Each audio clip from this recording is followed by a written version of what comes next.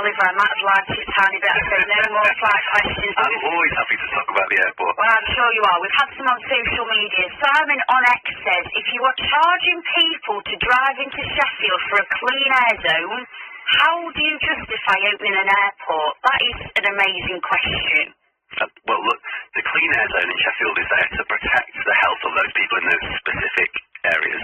So people who lived in those areas where the clean air zone is in effect are affected by the air quality, as I said a number of times. It affects children most of all. That is a specific challenge in those areas, which is why that clean air zone has been put in place. There is not a clean air zone, as we know, out in Doncaster by the airport. That's also why, as I say, we're trying to bring down the emissions that come from flying. So that's the work that we're trying to do. We're trying to get to a more sustainable model for aviation through the work that we're doing in South Yorkshire.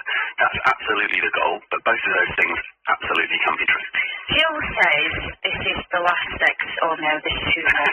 If Doncaster Airport is going to succeed, it needs more airlines and more destinations. We find ourselves driving to Luton for the best choice and price of flights.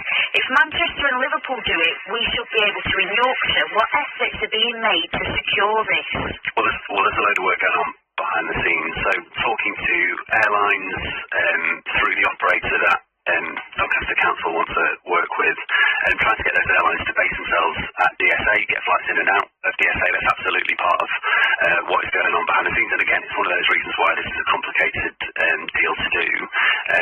Clearly, when you want to fly somewhere, you've got to make that agreement with another airport. It's like having one fax machine. There's no point, right? You've got to have two. Exactly. No one for the kids out there. So look, you've got to be able to fly places, and that means doing deals with other airports. That's always a bit complicated, but that's where we're trying to get to, and we're doing this all at once. So yeah, absolutely right point, and we want to have the most number of destinations that we can possibly get. And why should precious taxpayers' money support an airport that has already failed and will likely fail again? Why not concentrate on better rail? You say, you're the transport man and all of that. Because we want to do both. Look, we want to have a brilliant public transport network in South Yorkshire, but we also want to have a thriving regional airport and all the jobs and growth that come with both of those things. They have that down south. And I'm not prepared, frankly, to sit here and say, it's okay for London to have those things, but South Yorkshire should not.